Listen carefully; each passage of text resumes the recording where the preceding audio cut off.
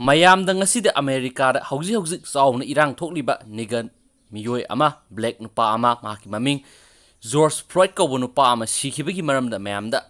share tawjage black nupa hatokpagi thawdokka mari leinana US ki city singda hingsa gi thawdok kya thokre hauji su America da USA da yamna kanna COVID-19 na maram oiduna mi shibigi sang wangna leiriba dugumba lamamani adugi marak asida hauji sigumlaba tamthina hatpi khraba black nupa amagi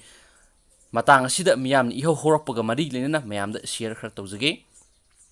United States ki Minnesota da George Floyd kowa black nupa ama police na hatokhibagi thawdoka mari lenana New York Los Angeles yawn city kya da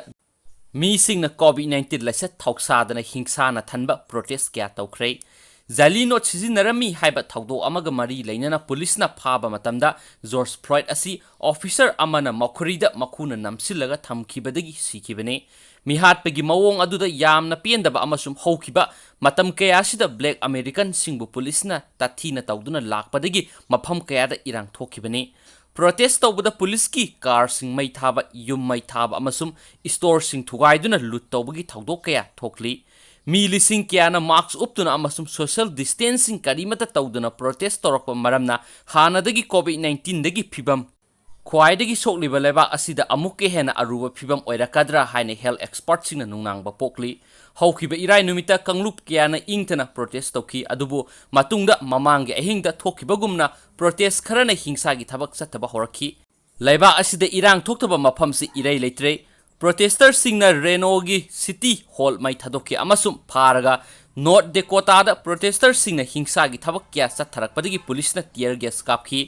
Risanta Virginia da protesters singna police ki headquarter da nungna thomjinbada thongnau mingsel sing kaikhi Indiana police da nongmai kapagi thaudok singda mi amasiki thaudo adugi matangda thijin humjinbagi thabak satakre akupa marol phangmangamdri adubo police na kapada sikhibadi natti hairi Washington da Protesters singna White House ki mapanda irang sagalakpadagi National Guard na ngak selaga laki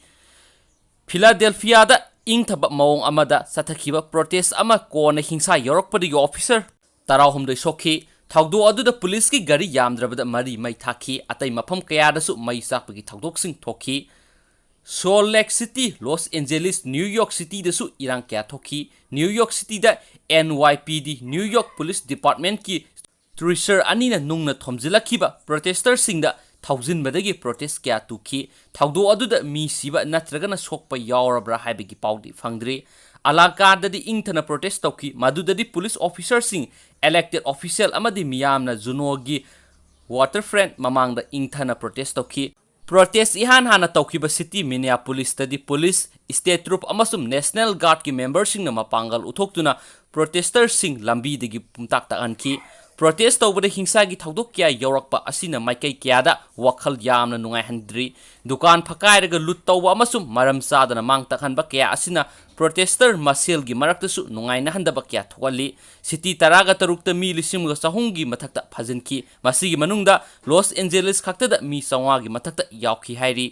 aduga amaromda sikhraba black American George Floyd ki maramda habitang mayamda share tawjaramge laikhidraba George Floyd COVID-19 positive oiramle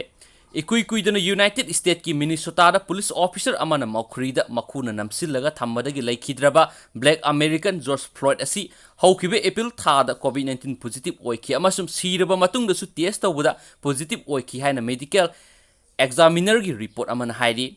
Hennepin County medical examiner na thadokhiba mapung phaba Otonsi adu New York Times pauksi gi report amana pankhi maduda masai sai humpuga taruk suraba Floyd asi hawkibe April ahumda COVID-19 gi test tawbada positive oiki hairi mark sibi gi matang dadi virus asi gi mari amata laina di haina su thajanari